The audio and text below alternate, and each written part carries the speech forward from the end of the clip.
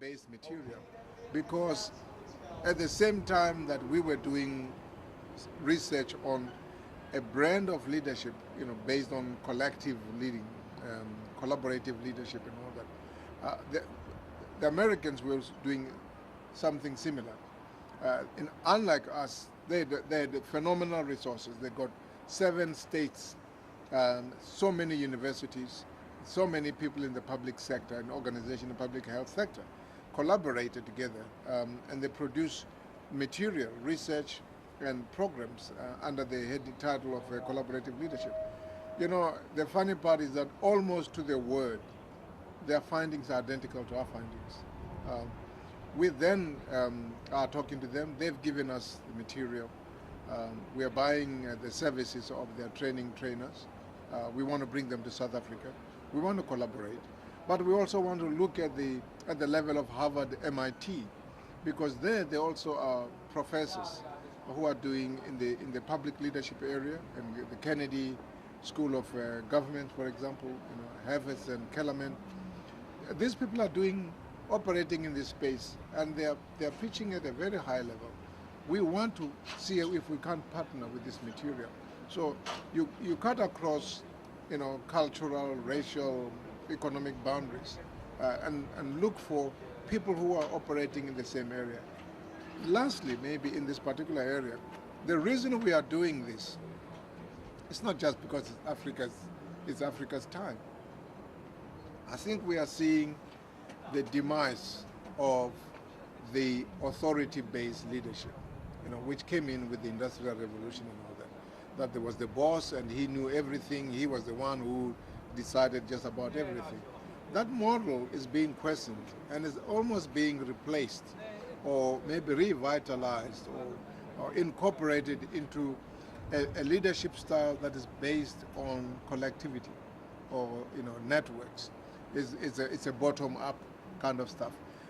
Together with it, there's a number of developments that are supporting this at the intellectual academic level. For example, this so-called emergence science. A lot of this collaborative stuff, the intellectual, the academic stuff, the research stuff is coming out of there. There's also in other areas in education what they call distributive or distributed leadership. Also, it is, in this space, you can look at servant leadership, the Robert Greenleaf stuff. All this material are talking about the things. And fortunately for us in Africa, collaborative way of doing things, group-based way of doing things, communications, leading, are indigenous. So it will be easier for us to use this stuff in Africa than try and force Africans to follow the single leader method with its shortcomings. And we've seen it has created a serious disasters, particularly in our own country, where people are losing good careers at a very early age because they just do not have the capacity to wield the power that comes with the office of being a chairman or chief executive officer of a unit or an organization. Well, it's a hell of a story, actually. It's a hell of a story, actually. You see what's going on. But what particular kind of people are you looking for? Which people could be beneficial for your movement? We are looking at matured chief executive officers, senior managers, chairmen or chairpersons of organizations, people who have run their own companies, who understand that the issues that you run up against in business are not based on race, color, or region. These are cross-cutting issues. That's one. Second, we're looking at philanthropists.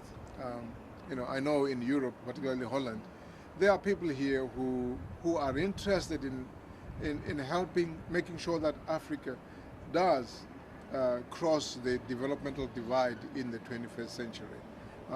We are saying to those kind of people, Africa is not only about HIV/AIDS or disease, malaria, and unemployment, coup d'etat, and all those kinds of things.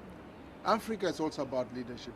The problems that Africa has are rooted in lack of leadership or bad leadership.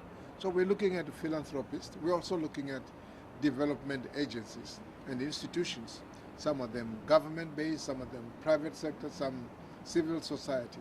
We are looking at these kinds of people because they understand and they are committed to the promotion and the protection of democracy. Without these people outside South Africa or outside Africa, we're not going to be able to do the democracy thing. We need them to help us.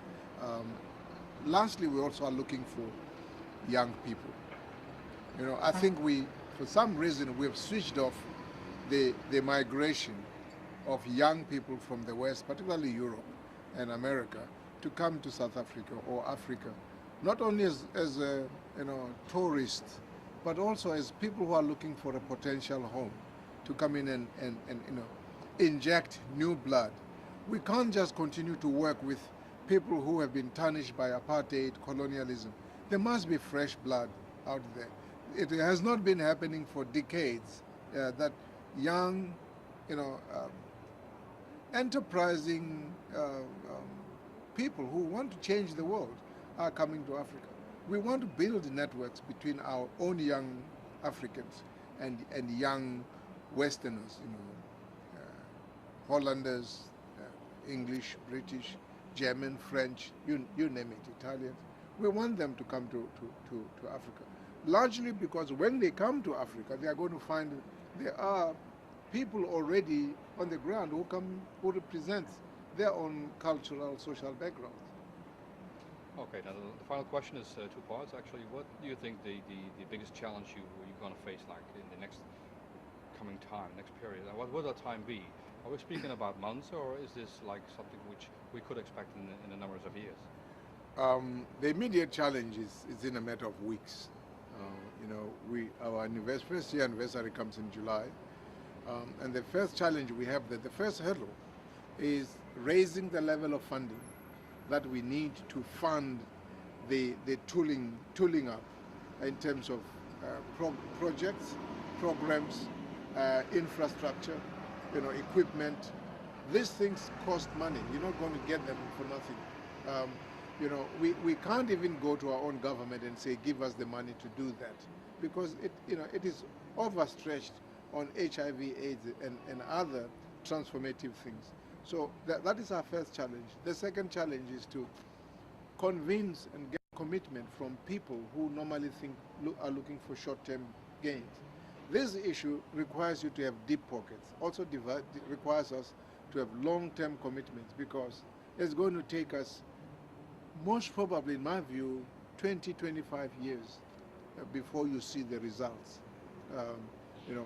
New breed of people who are all round operational, effective, whether you call them leaders, you call them managers, you call them professionals, right across civil, public, and private sectors.